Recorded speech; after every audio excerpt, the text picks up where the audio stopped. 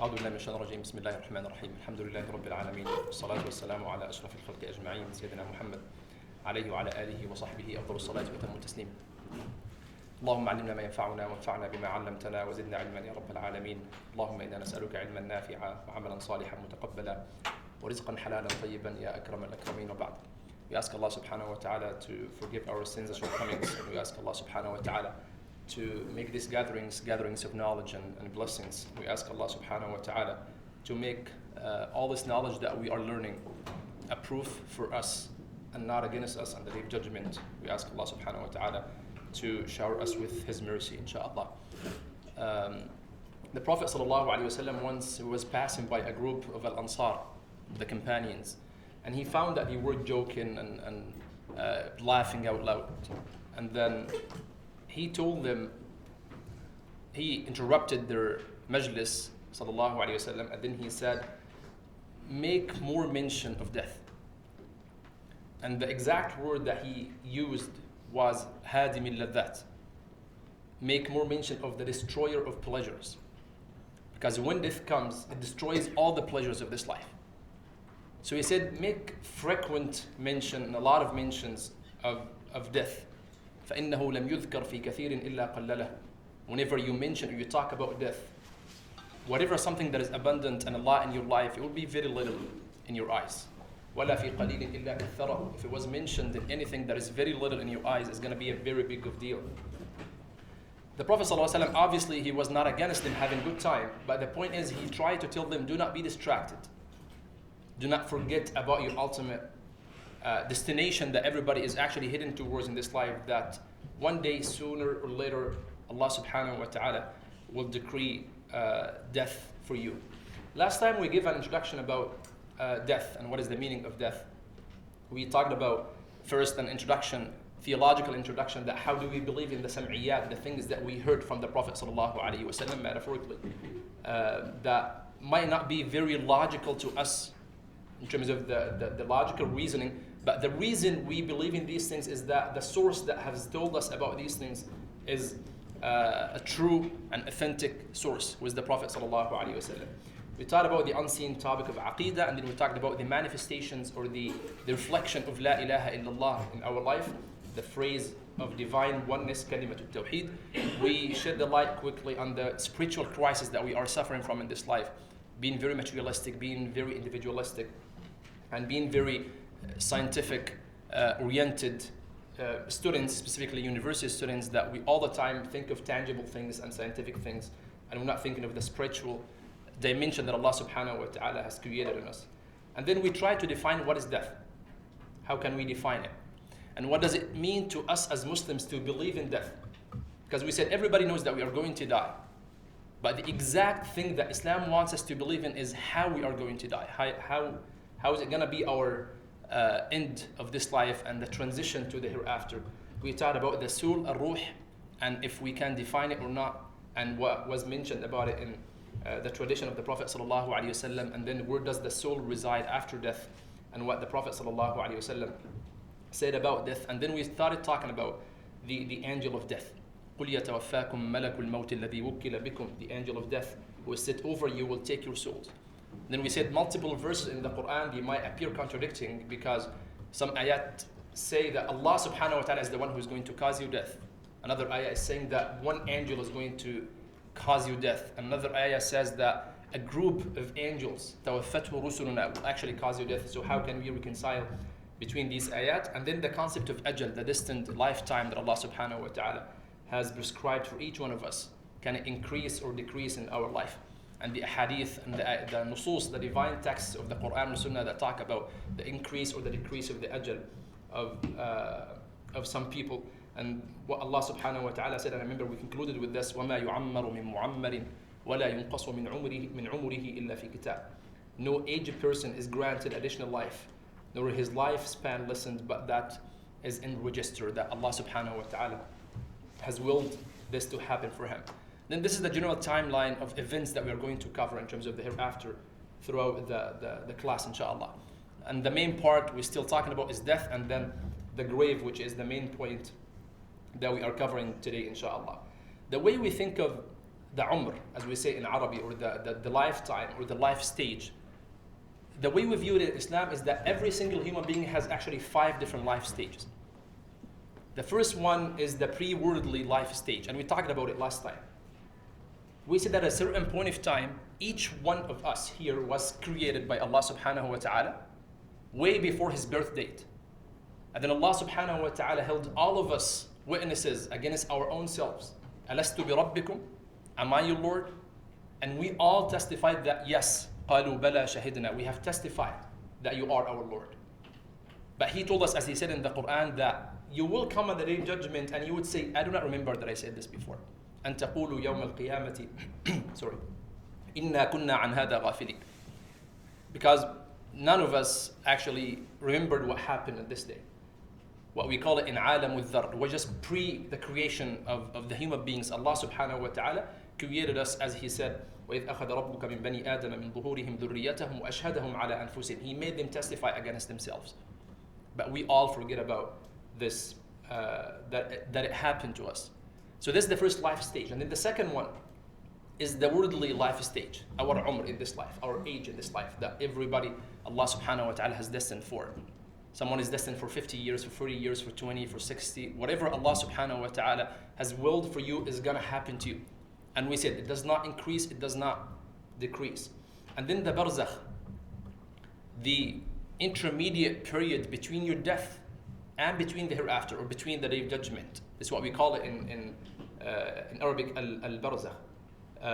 Or the purgatory, as it's I know it's a kind of a Christian word that is very common in the Christianity, but the reason I put it here just because it's the very common word that is used, but we call it in Islam the barzakh, or if you want an explanation of the word, is the intermediate period between your death and the resurrection, when Allah subhanahu wa ta'ala resurrects every person to start the reckoning, or yawm al-hisab. And then the resurrection is number 4.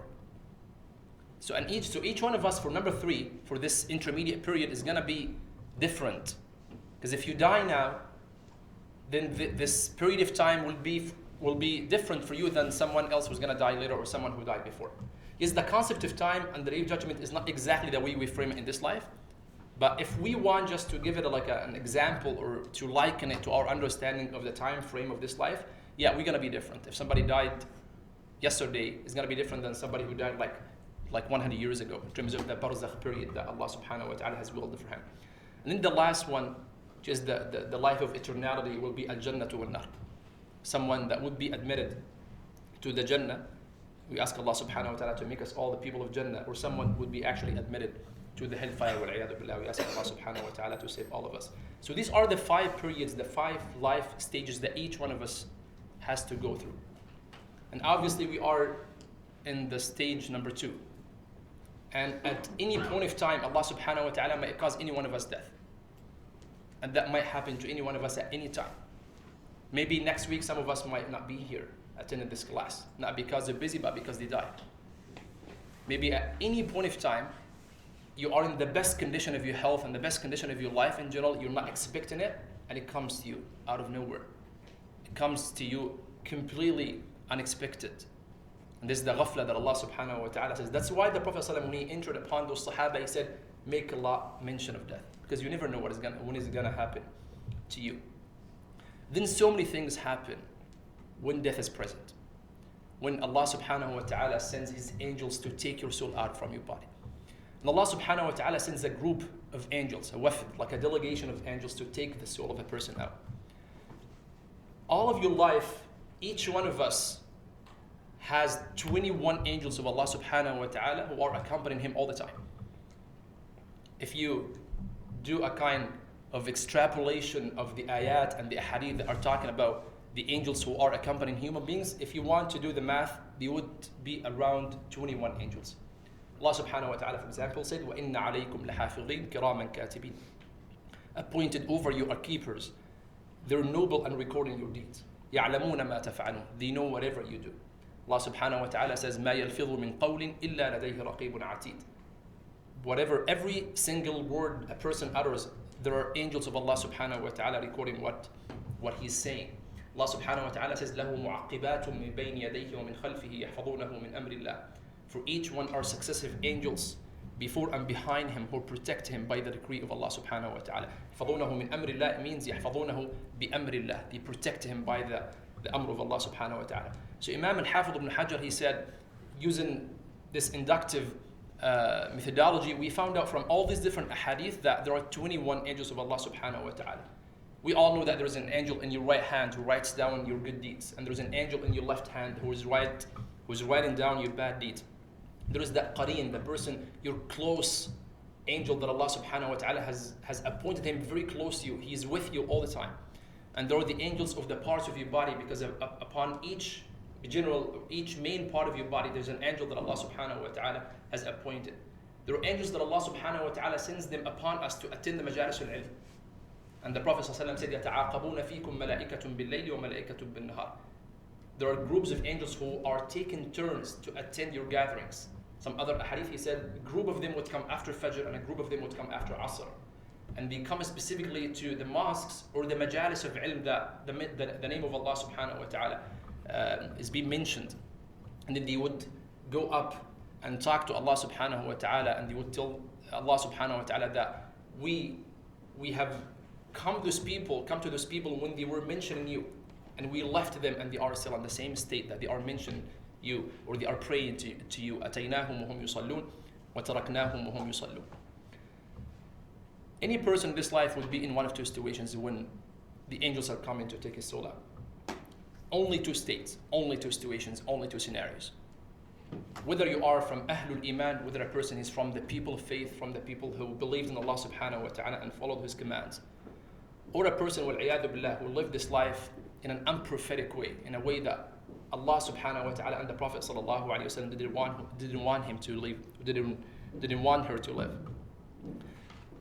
The person that Allah subhanahu wa ta'ala has decreed a good end for, and that Allah subhanahu wa ta'ala has willed the Jannah to be his destiny, the angels would come to him in a very beautiful manner, with very beautiful shapes. Their faces are shining like the sun. And most of these descriptions are mentioned in traditions and hadith and narrations from the Sahaba and from the Salaf. And he would be seeing the angels of Allah subhanahu wa ta'ala all the way around him. This is the only thing that he would see, or she would see at this time. She's not seeing anything else. As far as his or her eyes can see, she's just seeing angels of Allah subhanahu wa ta'ala. Madd al-basar. As far as the sight can reach. But the person is seeing the angels of Allah subhanahu wa ta'ala not by his physical eyes, he is seeing them by his soul. Even if he's dying in an accident, even if he's dying in any abnormal way, he's still at that moment that his soul is leaving his body, he or she is just seeing the angels of Allah subhanahu wa ta'ala all around him. And the angels, and we talk about the first scenario of a person who was an upright and righteous person in this life. The angels would come to him and they would extend their hands to this person. Then the angel of death will actually be the person who executes the command of Allah subhanahu wa ta'ala, and the rest of angels are just present. And try to imagine it this way. Of course, you cannot imagine it materialistically or physically, but this is the scenario that would happen, that each one of us will experience. Try to keep this in mind all the time in this lecture, that this will happen to you personally. So the angel of death would come to you, and that's why I'm going to keep using the word you, because you need to personalize this experience right now. And you need to internalize it, because this will happen to each one of us. The angel of death would come to the person from his head. He would be next to his head, regardless he's sitting, he's lying down, it doesn't matter. And then again, this person who lived this life according to the way of Allah subhanahu wa ta'ala, the angel would start calling out loudly, saying, Ya ayyatuha an-nafsul mutma'innah. The ayat at the end of Surah Al-Fajr. O you reassured soul, ارجعي إلى ربك راضية مرضية. Return back to your Lord pleasing, and you will be pleased. فادخلي في عبادي وادخلي جنتي. So enter among my slaves and enter in my paradise. So for this person, the moment that his soul or her soul will be leaving, it would be very easy for him or for her. They said like a drop of water that is falling from a cup. You would not feel it. You ask Allah subhanahu wa ta'ala to make this moment easy for all of us. He said, فَتَتَهَوَّعُ إِلَيْهِ نَفْسُهُ كَمَا تَتَهَوَّعُ الْقَطْرَةُ مِنَ السِّقَاءِ. If you have like a bottle of water like this, and there's just some water on the top, and you see a drop of water just like falling down, the easy falling down of the drop of water will be exactly the way the soul of this person is leaving his body. And then when it leaves, this angel of death, we said his name is Azrael, which means Abdul Jabbar, according to the authentic opinion. He would receive the soul by his right hand, but he wouldn't keep it. He would hand it over right away to the rest of angels and who are present in this situation. Then those angels would take it and they would lift it up and take it up to the heavens. And that's why we said last time, if you remember, any person who dies, before we close his eyes, he's looking up, right? And the Prophet ﷺ said, إِنَّ الْمَيِّتَ يُتْبِعُ بَصَرَهُ يُتْبِعُ نَفَسَهُ بَصَرَهُ. The person upon his death, he's looking up, he's staring up because he's looking at his soul or her soul while the soul is actually being lifted up by the angels of Allah subhanahu wa ta'ala. So those angels would take it, and before raising it or taking up to the heavens, they would put a shroud, a kafan, that is taken from the Jannah. And they will put perfume that Allah subhanahu wa ta'ala has given them from the perfume of the Jannah. And they would keep raising the soul all the way. The body is still on earth. So the soul is being raised all the way to the heavens, and then they seek permission once they reach the heaven that we want to get in. So the angels of the heavens would know who is this person, and they would know what Allah subhanahu wa ta'ala has destined for this person. So they would open the gates for them or for her. And then they would say, Marhaban bin nafs al-tayyibah, welcome the good soul that lived this life by the way of Allah subhanahu wa ta'ala. فَتُفْتَحُ لَهَا أَبْوَابُ السَّمَاءِ. The gates of the heaven will be open for this soul. And it keeps raising up and up until it reaches the throne of Allah subhanahu wa ta'ala. حَتَّى تَصِلَ إِلَىٰ عَرْشِ الرَّحْمَنِ. And once it reaches there, it makes sujood. It prostrates underneath the throne of Allah subhanahu wa ta'ala. And this is a very important indication that the best and the most honorable position of you in this life is the sujood. Because this soul is, this is the lesson of this situation, that this soul is saying that this is my ultimate destination. The most honorable position for you in this life is the sujood for Allah subhanahu wa ta'ala. Why? Because when we make sujood, the higher part of your body is actually now in the lowest position. And the lower part of your body is higher than the higher part of your body. You're actually switching the order of your body from high to down and down to high. Or from high to low or low to high. Because you're showing submission to Allah subhanahu wa ta'ala. That's why the Prophet ﷺ said, أَقْرَبُ مَا يَكُونُ الْعَبْدُ مِنْ رَبِّهِ وَهُوَ سَاجِدٌ. The closest state a person would be close to Allah subhanahu wa ta'ala is while he or she is making sujood to Allah subhanahu wa ta'ala. And then once the soul makes sujood, it will be said to her that, or to the soul, that go back to your body. Because now the person is getting ready for the question in the grave. So the soul would go back, and that body would restore the soul back when he or she would be awakened in the grave to be ready for the questions of the angels of Allah subhanahu wa ta'ala. This is the good scenario. The bad scenario, if a person from Ahlul Shaqa, Allah subhanahu wa ta'ala says, فَمِنْهُمْ شَقِيٌّ وَسَعِيدٌ. Among them will be wretched people, among them will be prosperous and pleasured people. The same situations. The angels are around the person. May Allah subhanahu wa ta'ala save all of us. And Allah subhanahu wa ta'ala said in the Quran, وَالْمَلَائِكَةُ بَاسِطُوا أَيْدِيهِمْ. The angels of Allah subhanahu wa ta'ala are extending their hands. أَخْرِجُوا أَنفُسَكُمْ. Discharge your soul. They're not helping you to take your soul out. They're forcing your body to discharge the soul, to make it very painful. We ask Allah subhanahu wa ta'ala to save all of us. أخرجوا أنفسكم اليوم تجزون عذاب الهون بما كنتم تقولون على الله غير الحق. Today you will be awarded the punishment of extreme humiliation. عذاب الهون بما كنتم تقولون على الله غير الحق. For what you used to say against Allah subhanahu wa ta'ala other than the truth. وبما كنتم عن آياته تستكبرون. And that you were toward his verses being arrogant. The angel of death would come to the person, to that wretched person from his head. And then he would say out loud, يا أيتها النفس الخبيثة. It's the exact opposite of the first scenario. O you wretched soul, خروجي إلى سخط من الله وعقوبة. Come out with wrath and anger and punishment from Allah subhanahu wa ta'ala. So the tradition said that the ruh, the soul, would keep going back and forth in the body before it comes out, causing all kinds of pain that you would imagine. Sometimes you are sitting next to that person who is dying, but you have no idea what's going on with him. right? It doesn't have to be any physical signs that would appear on this person. And all these experiences, we cannot know about them until we see them ourselves. But it's going to be very late. That's why it's yaqeen, it's the certainty. Starting this point, a person will start seeing the yaqeen. Everything will be exposed to you. Everything that was not clear to you in this life will be 100% clear. So the soul would keep going back and forth around in your body, or in that person's body. We ask Allah subhanahu wa ta'ala not to make any of us among those people, for a long time. And this person is experiencing all this much pain and that terror that the soul is feeling. And then when it's coming out, it's going to be in the worst manner. They give it a description like, they said, if you have like a small piece of wool, suf, then it's very wet, it's full of water. And this wool, this wet wool was actually pierced by a sword or a knife or like an arrow. And you want to take this arrow out from this wool that is so wet. So upon taking it out, it's actually tearing every single part apart. It's cutting it into very small, tiny pieces. So the soul coming out from this body is going to be the same way. It's literally cutting the body apart. It's tearing every single part of the body apart, causing all kinds of pain to that person. Then the angel of death would take it and will give it to the angels who are present.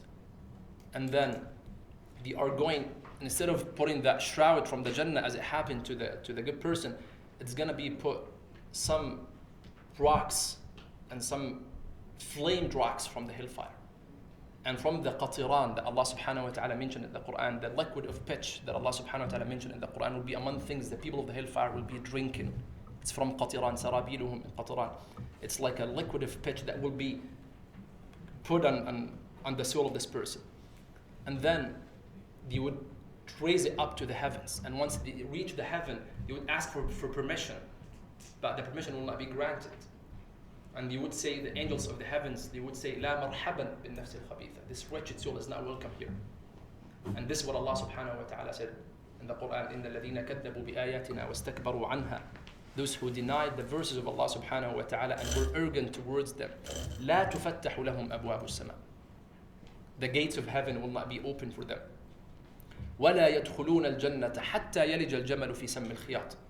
And they will not enter the paradise until a camel enters into the eye of a needle. And then he said, وَكَذَلِكَ نَجْزِي الْمُجْرِمِينَ. And thus do we recompense the criminals. لَهُم مِّن جَهَنَّمَ مِهَاتٍ. They will have from the hell a bed. وَمِن فَوْقِهِمْ غَوَاشٍ. And over them coverings of fire. وَكَذَلِكَ نَجْزِي الظَّالِمِينَ. And thus we recompense the wrongdoers. So it would go back to the earth. And it would be في أسفل سافلين, as one of the meanings of the ayah in Surah Wat-Tini wa Zaytun. It would be among the lowest of the lowest. Because they said in the lowest of the earth would be the group of all of the evil souls. And all of the wrongdoers would be in one place. It would be stored, all of them in one place, in the lowest of the lowest, as Allah subhanahu wa ta'ala said. And then that person starts a different or a new phase in his life in the grave. So this is the two scenarios that would happen to a person before his death or upon his death. And now the soul has left the body already. And this person now is going to be in the grave after the angel of Allah subhanahu wa ta'ala has caused him death. قُلْ يَتَوَفَّاكُمْ مَلَكُ الْمَوْتِ الَّذِي وُكِّلَ بِكُمْ. There are a lot of things that would happen to us in the grave. And the grave is the most critical part of the hereafter. One of the servants of Uthman ibn Affan radiallahu anhu, he said, most of the time we go with Uthman, with his master, to visit a grave, he cries so much until his beard is full of tears. And then we started to ask him, he said, when we are talking about Jannah or we're talking about the hellfire, you do not cry. But when you come to the grave, you're always crying. But you do not cry because of the mention of the Jannah or the hellfire. So he said, the Prophet ﷺ has said, إِنَّ الْقَبْرَ أَوَّلُ مَنَازِلِ الْآخِرَةِ. The grave is the first stage of the hereafter. فَإِن نَجَى مِنْهُ فَمَا بَعْدَهُ أَيْسَرُ مِنْهُ. If a person is survived from the fitna of the grave, whatever is coming afterwards will be easy for him or for her. وَإِن لَمْ يَنْجُ مِنْهُ فَمَا بَعْدَهُ أَشَدُّ مِنْهُ. If the person is not saved, does not survive from the punishment of the grave, whatever is coming afterwards will be actually worse than what he experienced in the grave. The Prophet ﷺ said in a hadith reported by Imam al-Tirmidhi, مَا رَأَيْتُ مَنْظَرًا إِلَّا وَالْقَبْرُ أَفْضَعُ مِنْهُ. He said, I've not seen any sight except that grave is more horrible than it. That's why when you visit the graves or you attend the funeral and your heart is not moved by any means, you are in a disaster. And this happens to all of us, including myself. We attend a lot of funerals. We are in the masjid, there's a funeral. Okay, let's just go for this funeral to get the thawab. That's a very valid and good intention. We go to the funeral and you see people laughing by the grave. I see this myself. You see people taking pictures by the phones for the grave and for the person who's being put in the grave. You see people chatting and speaking, like comfortably at least, and for no necessity of, for example, assisting the people who are putting the person. Like, I understand sometimes there are some exceptions, but in general, you cannot tell Allahu A'lam what's in the hearts of people. I'm talking about even myself. I'm not talking about a specific person, but you cannot tell that this person is actually moved or touched or even feeling anything that, I don't know if I'm going to be next. I don't know if I'm going to be tomorrow. That's why, if you remember last week, we said a very common complaint that we all say is that, yeah, back in the days, I used to be very moved and touched by the mention of death and the mention of Yawm al-Qiyamah, but now we're not feeling these things anymore. Back in the days when we go for a funeral, we visit the graves, we feel actually scared. We feel a sense of anxiety spiritually, not a psychological anxiety, right? That we are very anxious that we don't know what is going to happen to us. We didn't know when are we going to die, and we don't know if we die, what is going to happen to us. This is a very valid feeling that a person has to have. That's right. The way we view the anxiety from, again, I know words are very confusing, but I'm talking about sense of fear, al-khawf from Allah subhanahu wa ta'ala. Or the fear that we didn't know what is going to happen to us. When the companions of the Prophet ﷺ, they used to cry all the time about these things, they didn't have a problem psychologically, right? The problem was not they were suffering from an anxiety or depression. They were just like having a spiritual connection with Allah subhanahu wa ta'ala, that they understand what is the meaning of this life. They understand what is the meaning of death. They understand what the Prophet ﷺ taught them. When they were laughing, he was not forbidding them from laughing. He said, do not forget that you are going to die soon. So he said, ما رأيت منظرا إلا والقبر أفضع منه. He used to make dua to Allah subhanahu wa ta'ala to save him from the qabr. He would say, sallallahu alayhi wa sallam, for example, Allahumma inni a'udhu bika min al-kasali wal-harami wal-maghrami wal-ma'tham. He said, oh Allah, I seek refuge with you from laziness, from the very old age that comes with a lot of problems and troubles, from al-maghram, from being in debt, and from committing sins, from al-ma'tham. Then he would say, Allahumma inni a'udhu bika min adhab al-nar. Oh Allah, I seek refuge in you from the punishment of the fire. وَفِتْنَةِ النَّارِ, and the fitna, the affliction of the nar. وَفِتْنَةِ الْقَبْرِ وَعَذَابِ الْقَبْرِ, and I seek refuge in you from the fitna of the grave and from the punishment of the grave. Which tells us there's a difference between the fitna of the grave and the punishment of the grave. Because the sound opinion is that the fitna of the grave is the questions of the angels, that we're going to talk about them now. This is the fitna, because this is the test that the angels of Allah subhanahu wa ta'ala will be testing you. And this is what the scholars, the commentators said about this hadith of the Prophet sallallahu alaihi wasallam. So these 5 things will happen to you once you get in grave. And they are in this sequence. First thing, the person would actually be awakened. Now he's receiving, or he's restoring his soul back to his body, as we said, coming down from the heavens, whether it was admitted or not. And then there is what we call dhammatul qabr, the squeeze of the grave. And then the questions of the angels of Allah subhanahu wa ta'ala. And then the presentation of your deeds, that you will see all the deeds that you did in this life. And then the reveal of your place, whether it's in the Jannah or it's in the hellfire. So the first thing, regardless of the way you died, regardless of the state that you died on, you would come back to life. Allah subhanahu wa ta'ala will cause your body to restore the soul again. So it's awakening, but it's not a normal awakening. It's the ultimate awakening that you've never experienced in this life. This is when وَبَدَى لَهُم مِّنَ اللَّهِ مَا لَمْ يَكُونُوا يَحْتَسِبُونَ. This when things would be very clear for you. This when things will be very exposed to you. And you know that the life flashing, when you can remember every single thing that happened to you in your life, that will be the moment. Before the angels start approaching you and asking you the questions that we all know, once you wake up in the grave, all the deeds, every single thing you did in your life, specifically from the day you were mukallaf, once you became responsible Islamically, once you reach puberty basically, all the way until you died, every single thing you did, all the commands of Allah subhanahu wa ta'ala that you obeyed, all the commands of Allah subhanahu wa ta'ala that you didn't obey, all the prohibitions that you violated, all the things that you did in this life would just be very flashing in front of your eyes. And you're seeing them differently. It's different than the way you remember things in this life. The Prophet ﷺ, he was attending once a janazah, and then once they put the person in the grave, he stopped him and he said, wait. And he said, the person was literally just being put in the grave. And he said, إخواني أعدوني مثل هذه الضجعة. We call it the ضجعة because person would be just put like completely lying down, and then the person would not fully seated, but between sitting and lying down. That's why they call it ضجعة. Person just like would raise his body a little bit, or the angels would make him sit, or would make the body sit. So the Prophet ﷺ is telling him that please be ready for this, because this is the first thing. That's the hadith that was the dalil that this is the first thing that happens to the person. That once he's put, he's gonna or she's gonna just like shift the position a little bit to sit down, something again between sitting and lying down.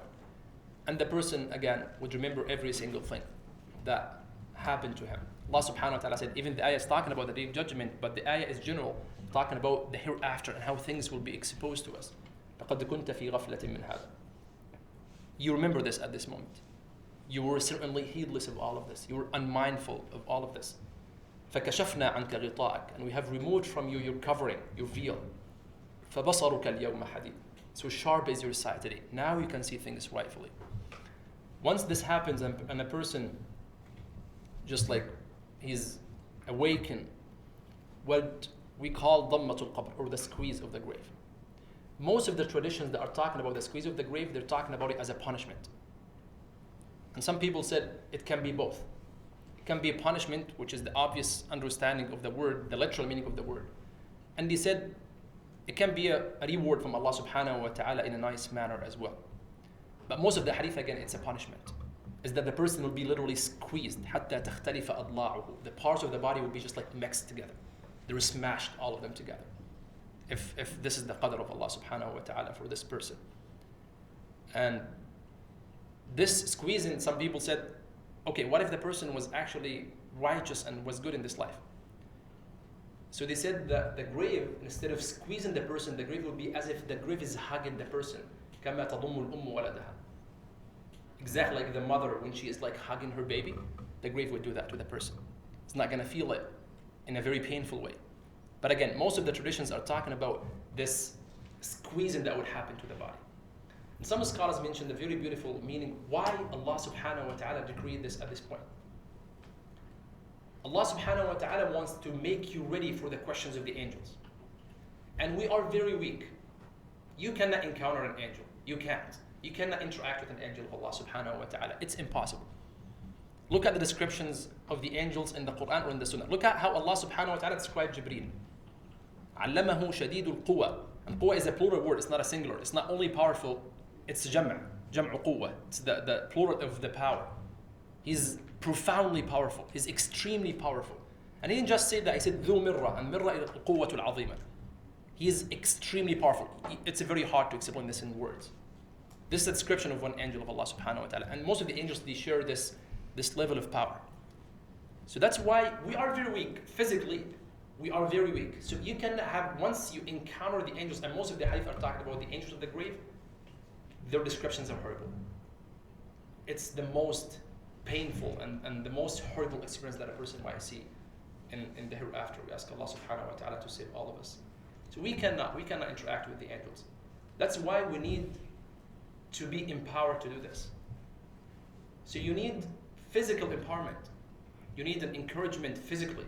Some scholars made a very beautiful link. They said, do you remember what happened to the Prophet ﷺ when Jibreel came to him the first time? Right?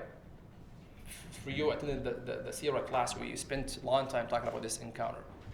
Jibreel came and he hugged him forcefully. He hugged him in a very strong manner 3 times. The Prophet ﷺ said, فَأَخَذَنِي فَغَطَّنِي حَتَّى بَلَغَ مِنِّي الْجَهْدِ. I was so exhausted by his hugs. Why did Jibreel do this? I remember we had multiple reflections on this situation. One of the things that he's getting ready. There we said he's getting ready metaphorically for the mission that Allah subhanahu wa ta'ala is preparing him for, that he's going to be a messenger. And some people said He was getting ready physically to see and interact with an angel because it's a very tough experience. You cannot do it. So they said it's kind of similar to what is going to happen to you in the grave. When your body, even if the person, inshallah, that would be like hugged in a smooth and a nice manner, still there is a physical experience that he would or she would feel. So the body and the soul is getting ready that I'm going to see an angel, so I need to be empowered physically, but most importantly, you need to be empowered spiritually. Because if a person is in a high level spiritually, this will be very peaceful for him or for her. Now, one of the hadith that, the beautiful, I don't want to say funny, but one of the beautiful funny hadith about Umar ibn al-Khattab radiallahu anhu, when it was told to him, when they said like, people would be asked in the grave, who is your Lord, right? And what is your religion? He said Umar al-Khattab would actually ask the angels of Allah subhanahu wa ta'ala, you, who is your Lord? Like this to show how much Umar radiallahu anhu, how strong his faith was. Imagine a person is talking back to the angel and he's asking them like, you tell me who is your Lord, right? Only Umar can do that, right? No one of us can do that. We ask Allah subhanahu wa ta'ala to save us. Radiallahu anhu, Umar radiallahu anhu. So this, a kind of preparation for what is going to come next. That will be the questions of the angels of Allah subhanahu wa ta'ala. And this happens right after the burial. Right after they put you in the grave. And we said last time, the hadith, the Prophet ﷺ said, وَإِنَّهُ لَيَسْمَعُ قَرْعَ نِعَالِهِمْ. A person in the grave, he or she can hear the sounds of the footsteps of people walking away from the grave. Because they're going to leave you, even your family, even your parents, your siblings, anybody who was dear to you, is going to leave at the end of the day, right? They might stay for a bit to make some dua for you or to read some Quran, but they are going to leave at the end of the day.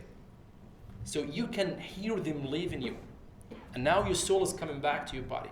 And now you sat down and this squeeze of the grave happened.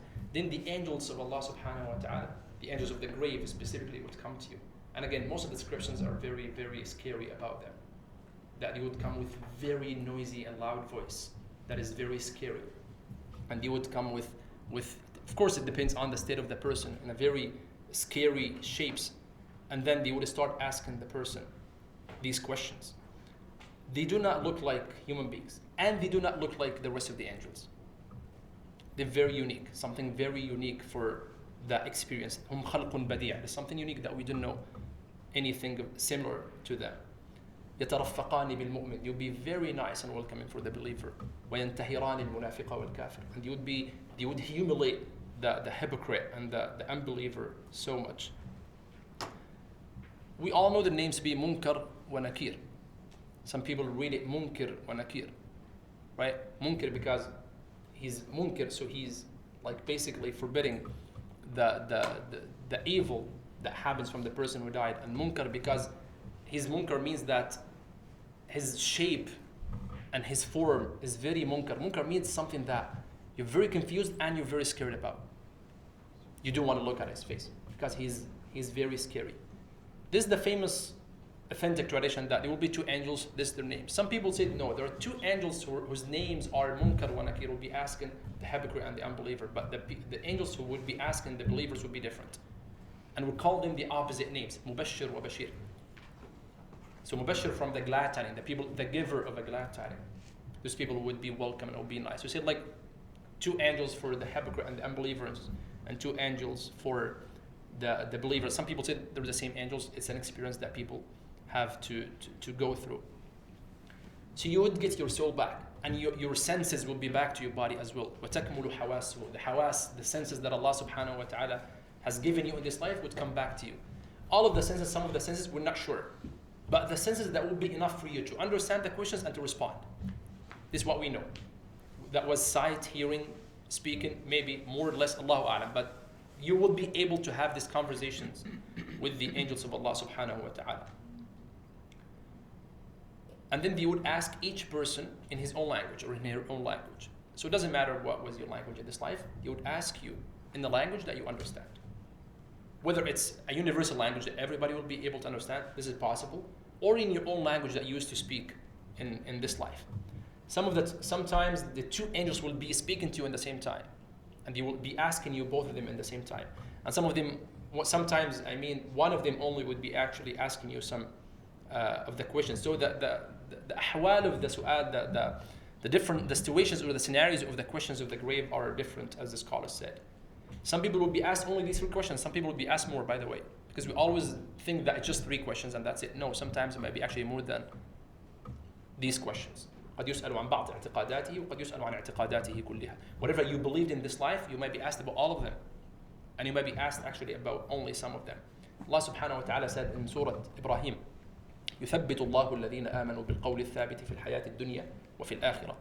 Allah subhanahu wa ta'ala establishes those who believe with the word that stands firm in this world and the next.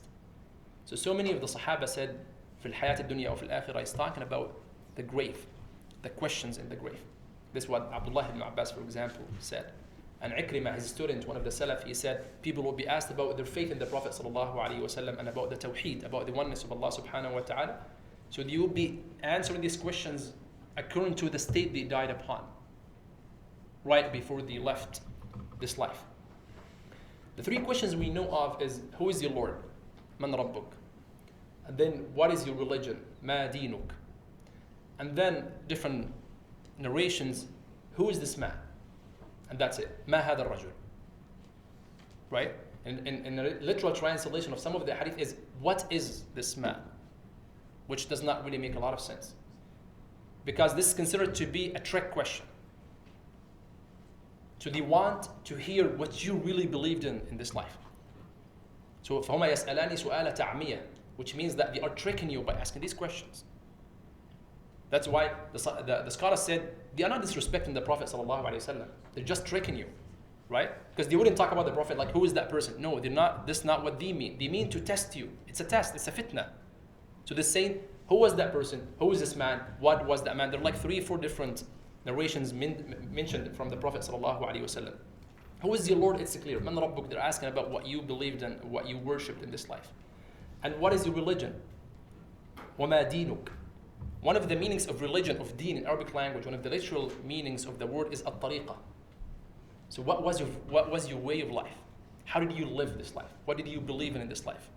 So because it encompasses whatever you believed in and whatever you applied in this life. So the person would mention his religion, his madhab, his ideology, whatever he believed in, he will be mentioned at this time.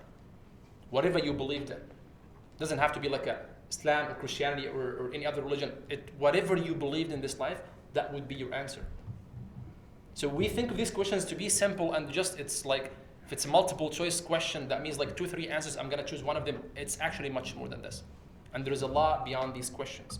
When they ask, one of the narrations said, وَمَا تَقُولُ فِي الرَّجُلِ الَّذِي بُعِثَ فِيكُمْ. What do you say about the person that was sent to you? So again, they're tricking that person to see if he is gonna or she's gonna say the right answer or not. And some people said, sometimes we are very attached in this life to a certain people around us.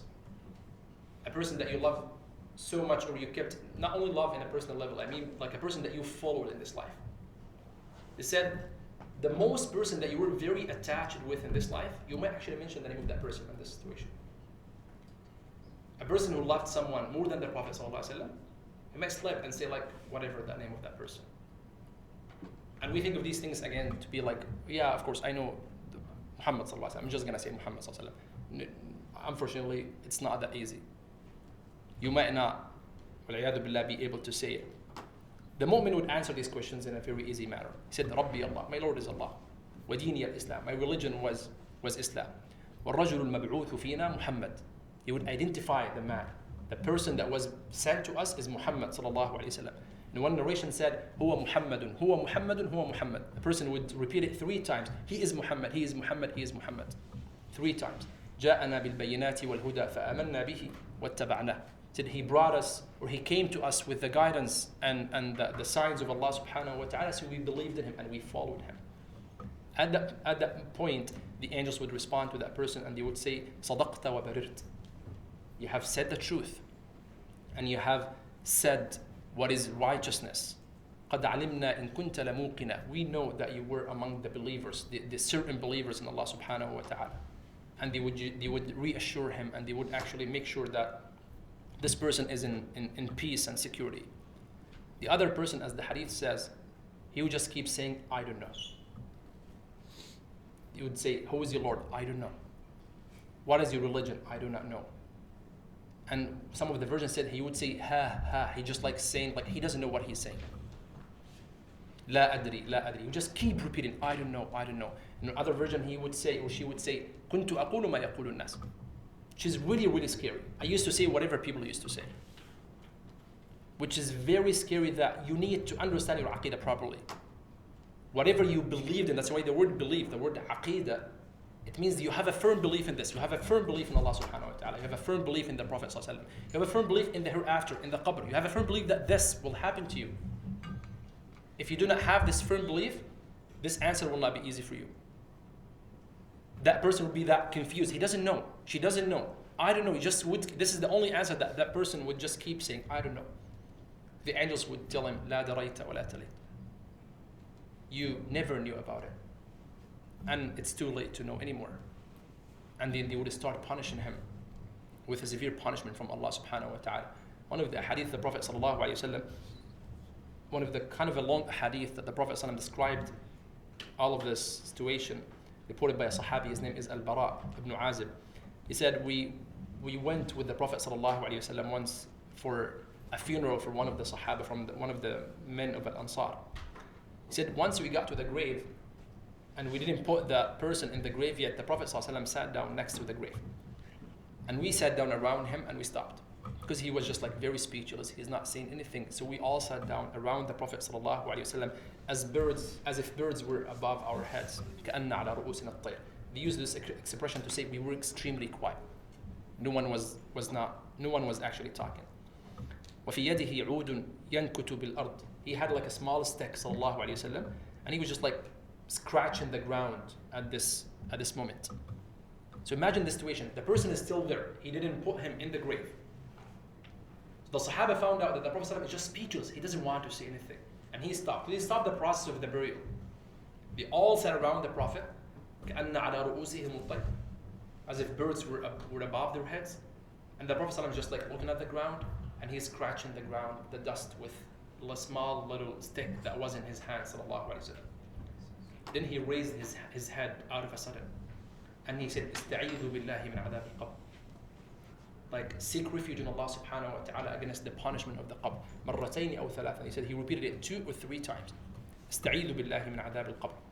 Seek refuge in Allah subhanahu wa ta'ala from the punishment of the qabr. And then he said, this person will be hearing us right now leaving him. وَإِنَّهُ لَيَسْمَعُ خَفْقَ نِعَالِهِمْ إِذَا وَلَّوْا مُدْبِرِينَ. When we are leaving this place right now, this person will be hearing the sounds of our footsteps. And then he said, حِينَ يُقَالُ لَهُ. He would be hearing us leaving, while in the same times it is being said to him, مَا هَذَا مَنْ رَبُّكَ. You, who is your Lord? وَمَا دِينُكَ. And what is your religion? وَمَنْ نَبِيُّكَ. And who is your prophet? He said, يَأْتِيهِ الْمَلَكَانِ. The 2 angels, he's describing all the process that we just explained. The 2 angels would come to him and they would make him sit, or would make her sit. And they would ask the person, مَنْ رَبُّكَ. Who is your Lord? So he would say, رَبِّي Allah. So the Prophet ﷺ, in this hadith, he was explaining at first the good scenario that we hope that Allah subhanahu wa ta'ala decrees for all of us. وَمَا دِينُكَ. And what is your religion? فَيَقُولُ دِينِ الْإِسْلَامِ. My religion is Islam. فَيَقُولَانِ لَهُ مَا هَذَا الرَّجُلُ الَّذِي بُعِثَ فِيكُمْ. And again, look at the phrase of the question. What was that person that was sent to you to trick the person? فَيَقُولُ هُوَ رَسُولُ اللَّهِ صَلَّى اللَّهُ عَلَيْهِ وسلم. So the person would say, he is the messenger of Allah sallallahu alayhi wa sallam. So they would say, وَمَا يُدْرِيكَ. How would you know? How did you know he was the messenger? So if you see, as I said, like the multiple versions of the hadith, the questions are not exactly typical as we think. Sometimes it might be more, it might be less. But they're very trick and they're very, very critical questions. So when you say, "Oh Rasulullah," now you feel good. Okay, how did he know he was the messenger? You have to know how to answer this question. So that person would say, according to the Prophet sallallahu alaihi wasallam, "Qara'tu kitab Allah fa'amantu bihi wa saddaqtu." I read the book of Allah subhanahu wa ta'ala, so I believed in this. I asserted to this. So this hadith is adding another dimension, that don't forget your connection with the Quran, right? So you believed in Allah, and then you developed a connection with the Prophet sallallahu alaihi wasallam, and then how about the Quran? It's because all of these things would help you answer these questions. Again, you cannot just memorize the answers. It's the way you live this life would determine the way you would answer these questions. In a different version of the same hadith, he said, فَذَلِكَ قَوْلُ اللَّهِ عَزَّ وَجَلَّ. That was a tafsir from the Prophet ﷺ of the ayah, يُثَبِّتُ اللَّهُ الَّذِينَ آمَنُوا بِالْقَوْلِ الثَّابِتِ فِي الْحَيَاةِ الدُّنْيَا وَفِي الْآخِرَةِ. That Allah establishes those who believe with the word that stands firm in this world and in the next life. So then he said, sallallahu alayhi wa sallam, فَيُنَادِي مُنَادٍ مِنَ السَّمَاءِ. And then a crier will call from the heavens, أَنْ قَدْ صَدَقَ عَبْدِي. That my servant has spoken the truth. فَأَفْرِشُوهُ مِنَ الْجَنَّةِ. So spread a bed for him from the Jannah. وَافْتَحُوا لَهُ بَابًا إِلَى الْجَنَّةِ. And open a door for him to the paradise. وَأَلْبِسُوهُ مِنَ الْجَنَّةِ. And clothe him from the garments and the clothes of the Jannah. قال صلى الله عليه وسلم فيأتيه من روحها وطيبها. Then like a very small little breeze coming from the Jannah to this person, and he would start smelling the smell of the Jannah at this moment. وَيُفْتَحُ لَهُ فِيهَا مَدَّ بَصَرِهِ. So he can or she can see as far as his sight can see from the Jannah of Allah subhanahu wa ta'ala. And then he said, as regard to the kafir, the unbeliever, فَذَكَرَ مَوْتَهُ. So he started talking about the other scenario, when the unbeliever dies. وَتُعَادُ رُوحُهُ فِي جَسَدِهِ. And then he would restore his soul back to his body. وَيَأْتِيهِ مَلَكَانِ فَيُجْلِسَانِهِ وَيَقُولَانِ مَنْ رَبُّكَ. And then the two angels would come and make him sit and ask him, who is your Lord? فَيَقُولُ هَا لَا أَدْرِي. This person would keep saying, I don't know. He's so confused and he's so scared. مَا دِينُكَ. Same answer. مَا هَذَا الرَّجُلُ الَّذِي بُعِثَ فِيكُمْ. Said, لَا أَدْرِي كُنْتُ أَقُولُ مَا يَقُولُ النَّاسِ. I used to say whatever people used to say. Then he said, sallallahu alayhi wa sallam, فَيُنَادِي مُنَادٍ مِنَ السَّمَاءِ. Then a crier would call out from the heavens, and كَذَب. This person has lied. فَأَفْرِشُوهُ مِنَ النَّارِ. Then spread a bed for him from the hellfire. وَأَلْبِسُوهُ مِنَ النَّارِ. And clothe him from the hellfire. وَافْتَحُوا لَهُ بَابًا إِلَى النَّارِ. And open a door for him into the hell. قَالَ فَيَأْتِيهِ مِنْ حَرِّهَا وَسَمُومِهَا. That person would feel the heat and the bad smell, the rotten smell of the things that are burnt in the hellfire. And then he said, sallallahu alaihi wasallam, which is the dalil for the squeeze of the grave that we talked about, وَيُضَيَّقُ عَلَيْهِ قَبْرُهُ. His grave will be compressed, will be squeezed, حَتَّى تَخْتَلِفَ فِيهِ أَضْلَاعُهُ. So that his ribs will be crushed together in the grave. And then not just that, it said, ثُمَّ يُقَيَّضُ لَهُ أَعْمَى أَبْكَمْ. Then an angel who is blind and mute would be appointed upon this person at this time. مَعَهُ مِرْزَبَّةٌ مِّنْ حَدِيدٍ. This person would have a sledgehammer. لَوْ ضُرِبَ بِهَا جَبَلٌ لَصَارَ تُرَابًا. If the angel hits in a mountain with this hammer that he has, all the mountain will be just like dust. And then he said, فَيَضْرِبُهُ بِهَا ضَرْبًا. He would hit that person one hit with this hammer that the Prophet ﷺ explained it. In different version, the Prophet ﷺ said, this hammer, لَوْ اجْتَمَعَ عَلَيْهَا أَهْلُ مِنًا مَا أَقَلُّهَا. Said, all this is an area in Mecca, said, of all the people of this area came together, trying to lift just this hammer, they wouldn't be able to lift it. So the angel would hit this person one hit. So he said, sallallahu alayhi wa sallam, يَسْمَعُهَا مَا بَيْنَ الْمَشْرِقِ وَالْمَغْرِبِ. Whoever lives between the east and the west, which means all people in the entire world, would hear it. But we cannot hear it. He said, إِلَّا الثَّقَلَيْنِ. Except for the jinn and mankind. Any other creatures of Allah subhanahu wa ta'ala would hear this. That's why the animals can hear these things. But jinn or mankind, they are exempted from this. And this is one of the reasons that we are always heedless of this to happen to us. So if a hammer can make a full huge mountain from dust, what is going to happen to this person? قَالَ فَيَصِيرُ تُرَابًا. This person with one hit would be turab, would be dust. That's it? No, he said he would come back to life and would be hit again. And he would come back to life and he would be hit again. And so many different other kinds of terror and punishment from Allah subhanahu wa ta'ala. Those are the two scenarios that would happen to the grave. And again, there's no third scenario. It's your choice in this life. You can choose that from now. You can determine that somehow from now. But there is no third situation that a person can encounter or face. But some people would be lucky because they will be exempted from the questions. And that gives us some hope that maybe Allah subhanahu wa ta'ala would save us from this fitna. And as you see, all the way we're going through all these hadith and all these traditions, there's always the two concepts that we always talk about, the hope and the fear. In each hadith, It's very rare that you find a hadith that is only about punishment. But when he talks about punishment, sallallahu alaihi wasallam, will be very, very scary and very serious. But at the same time, there will be some hope there. Because he's talking about, the Prophet ﷺ, when he was saying this hadith, he's talking to people like us. Right? Those Sahaba were human beings. They were listening to these things, they were interacting, they were scared like us. Hopefully we are scared now, because if we're not scared, there's a bigger problem. So those Sahaba, when they were hearing from the Prophet ﷺ, they are scared, they were tearing, they were crying, they were very scared. They would mention death and cry like Uthman ibn Affan. He's so obsessed about the grave more than the Jannah and the Nar. So because he knows their nature, as all of us have the same nature or share the same nature, he would give them hope all the time, sallallahu alayhi wa sallam. So the prophets of Allah, for example, wouldn't be asked, of course, in the grave. The Siddiqun, the people are truthful.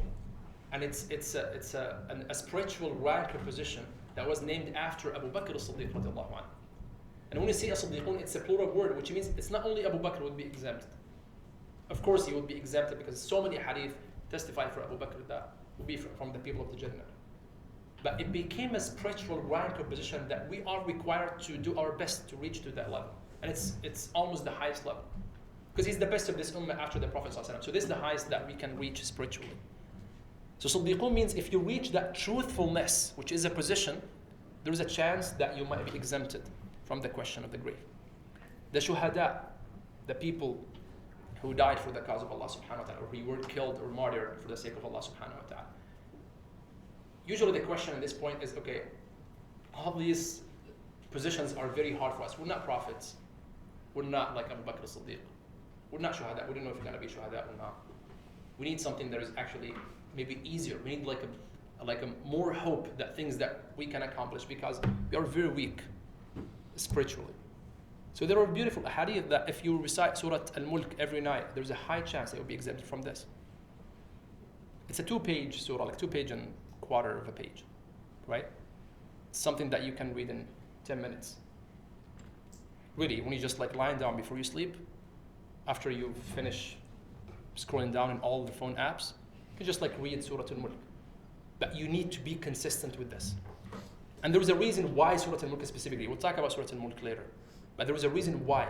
It's Al-Munjiyah. It's what makes you survive. It's what saves you from the punishment of the grave.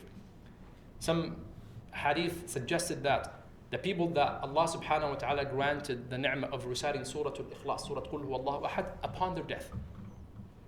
If by the tawfiq of Allah subhanahu wa ta'ala, and you're dying and you were reminded somehow by a person or by the tawfiq of Allah subhanahu wa ta'ala to recite Surah Al-Ikhlas, Qul Huwallahu Ahad 3 times, there's a promise that you'll be exempted from the question or the fitna of the grave. The children who didn't reach the age of puberty will be exempted obviously from the question of the grave because they were not mukallafin. Allah subhanahu wa ta'ala wouldn't test them.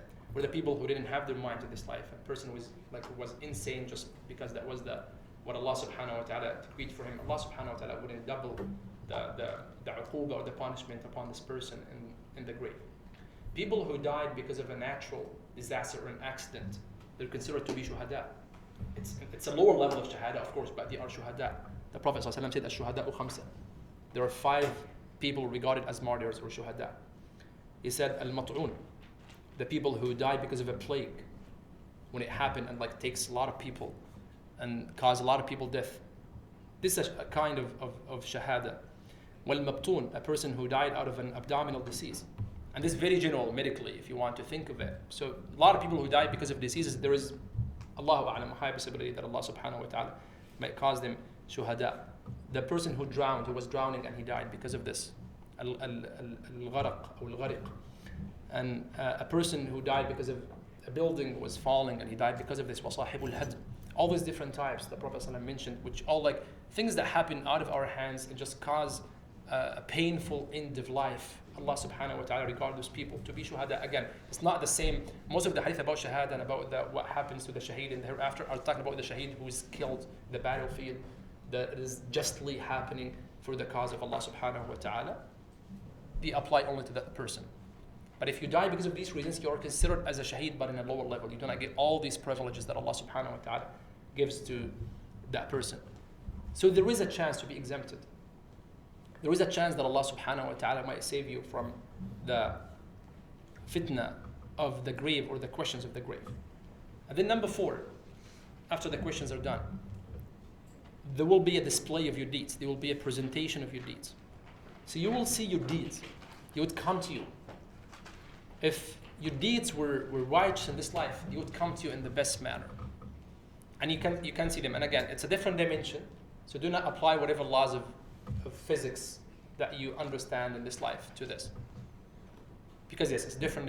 It's the different dimension. It's a ghaib. We are in the shahid. He said like, قياس الغائب على الشاهد باطل. You cannot do analogy between this different dimension of the universe to compare to the one that we're having right now. So if your deeds were good, hopefully, inshallah, it would come to you in the best form and shape, with the best odor or smell that you can smell. And they would come to you in a shape of a person. If you are a man, it would come to you in the shape of a man. If you're a woman, it would come to you in the shape of a female. And again, supposedly the deeds are righteous and good. That person, man or woman, male or female, would come in the best and the most beautiful face and in the most beautiful smell as well. And then, once he comes to you or she comes to you, the first thing you would say, or she would say, is Abshir bi khayr. Like, calm down, I'm a glad tidings for you. So you can tell already from the way they're entering that they are bringing something nice. So the person would say, وَجْهُكَ وَجْهُ مَنْ يُبَشِّرُ بِخَيْرٍ. Said, I figured that your face is actually bringing a glad tidings for me. فَمَنْ أَنْتَ? Who are you? So he would respond, أَنَا عَمَلُكَ الصَّالِحِ. I'm your good deeds. I'm your righteous deeds. وَأَنِيسُكَ فِي غُرْبَتِكَ. I'm here to spend this time with you, to make it easy for you until the day of judgment. Because Allah subhanahu wa ta'ala created us naturally that we always seek a kind of companionship, right? We don't want to live just alone by ourselves for the average people in general. So a person always feels homesick or feels alone. He needs or she needs someone to live or to be with him or with her.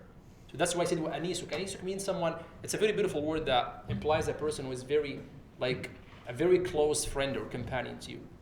And أَنَا عَمَلُكَ الصَّالِحِ وَأَنِيسُكَ فِي غُرْبَتِكَ. I'm going to be spending all the time with you until the day of judgment.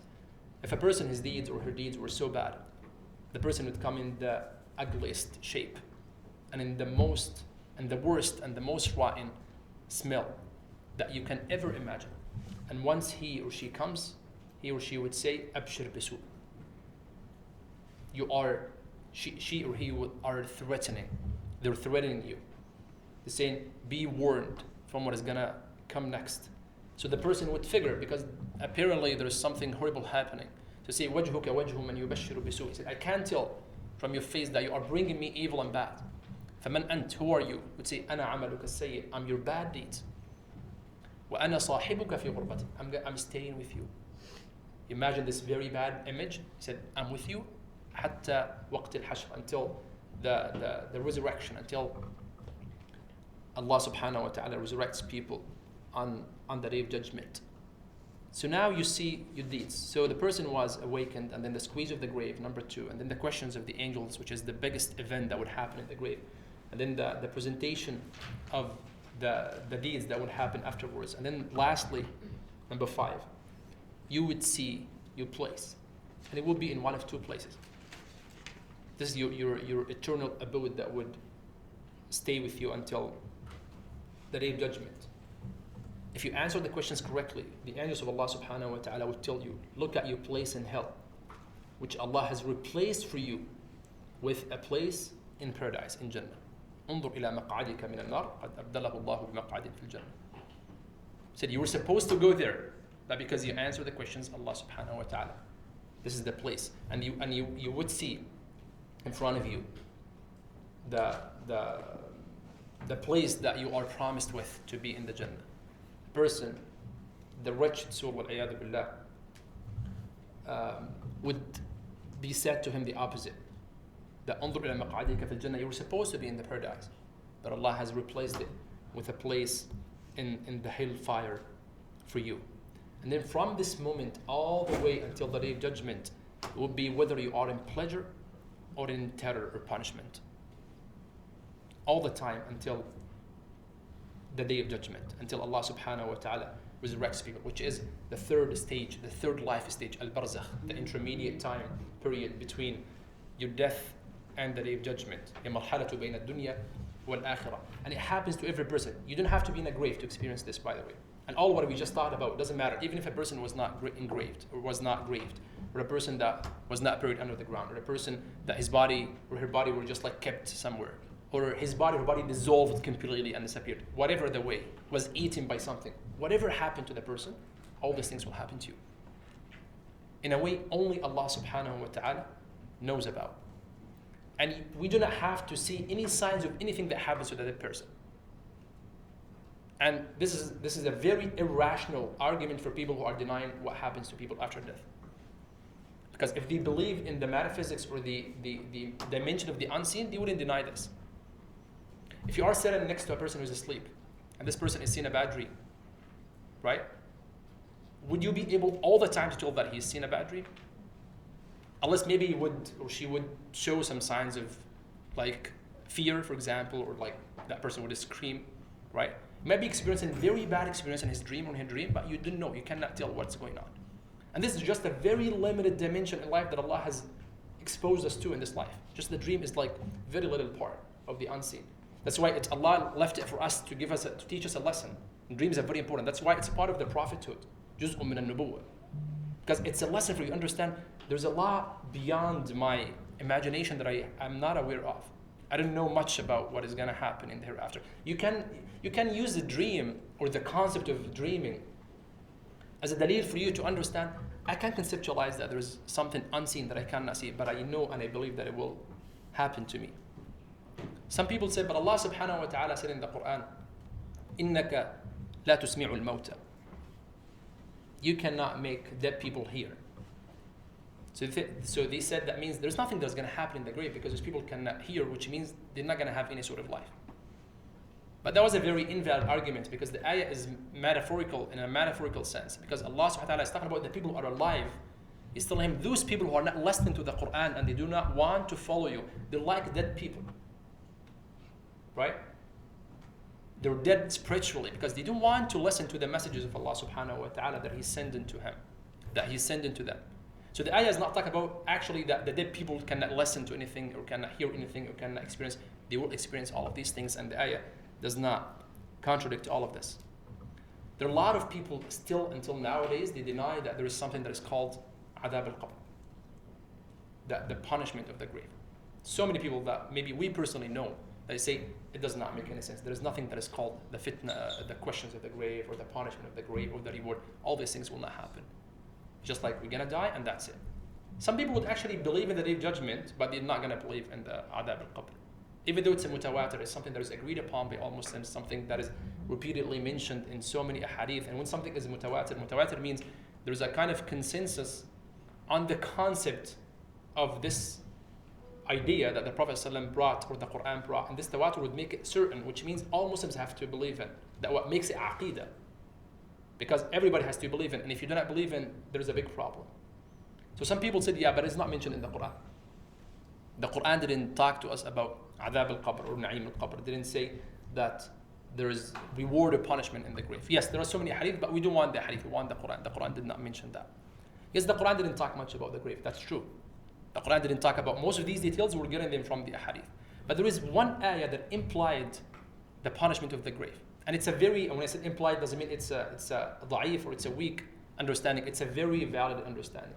Allah subhanahu wa ta'ala was talking about the people of Fir'aun. And He's talking about the punishment that you will face. So He said, النَّارُ يُعْرَضُونَ عَلَيْهَا غُدُوًّا وَعَشِيًّا. He said the fire they are exposed to it morning and evening. And then the same ayah goes on saying, وَيَوْمَ تَقُومُ السَّاعَةُ أَدْخِلُوا آلَ فِرْعَوْنَ أَشَدَّ الْعَذَابِ. And when the day of our happens or appears, it will be said, make the people of Pharaoh enter the severest punishment. So two sentences, connected together with a conjunction, which with a atif, which is wa, which means there are two separate events. Right? النار يعرضون عليها غدوا وعشيا. The fire they are exposed to morning and evening. Okay. And then when the day of judgment happens, when it is established, make them enter the hellfire. Which means the first hellfire or the first fire is different than the second one. So when are they going to experience this? And we know by history and by our witness that this didn't happen to them in this life. They actually were drowned, right? There was no fire that happened to them. So some people would say, okay, that was the punishment in the dunya. No, nothing happened of that sort to them. So Allah subhanahu wa ta'ala in this ayah, and it's a very strong dalil, and that was the main dalil from the Quran. We have a lot from the Sunnah, which is enough, by the way, but we're saying even from the Quran that Allah subhanahu wa ta'ala mentioned, it's a very strong dalil that yes, there is an experience the person will experience after his death or after her death, before Allah subhanahu wa ta'ala establishes the day of judgment. And again, it's not rationally impossible. And this is the way we believe in the sam'iyat. And that will be the last point that we conclude tonight, inshallah. That will be the sam'iyat. If you remember last week, we said the sam'iyat, the unseen part of the aqidah, you have two main conditions for them to believe in. Number one, they're mentioned in an authentic source, ayah or hadith. Number two, they're not rationally impossible. Which means that the pure logic does not say this is impossible. And I'm saying the pure logic, I'm not saying the customary logic or the empirical logic. I'm not saying the scientific logic. I'm saying the mind, the brain, the logical brain does not say it's impossible. The brain does not say it's impossible that some people or some forms of angels would come and ask a question. This is not rational impossibility if we speak logic. But the mind or the brain at the same time would assert to this unless there's another source that makes it real, which is a source that we believe in its authenticity, which is the Prophet sallallahu alaihi wasallam, and his hadith. So لا يمنعه العقل وورد الشرع به. There are two conditions. It is not rationally impossible, and the shara, the hadith of Allah subhanahu wa ta'ala, the hadith of the Prophet sallallahu alaihi wasallam, and the verses of Allah subhanahu wa ta'ala have brought and have asserted that it will happen. And then from now on until the day of judgment, the person would experience the whether reward from Allah subhanahu wa ta'ala or the punishment. Inshallah, starting from next week, we'll talk more about some kinds of reward that would happen in the grave and some kinds of punishment from Allah subhanahu wa ta'ala that would happen in the grave. We ask Allah subhanahu wa ta'ala to save all of us from the fitna of the qabr. We ask Allah subhanahu wa ta'ala to save all of us from the punishment of the grave.